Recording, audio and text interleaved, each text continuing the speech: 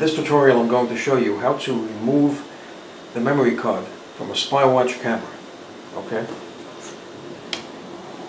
Now right over here, there's a notch right over there. So I'm going to take a slot-headed screwdriver and I'm going to lift this up. Push the screwdriver in. Just twist.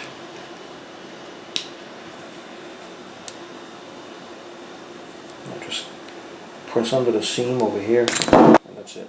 Right here is the battery, and under the battery is the memory card. This is a micro SD card, and all you have to do is just pull it out.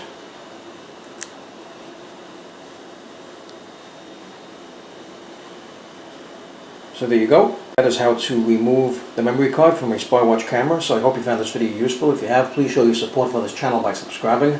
Feel free to leave comments. Please like up this video, and thank you for tuning in.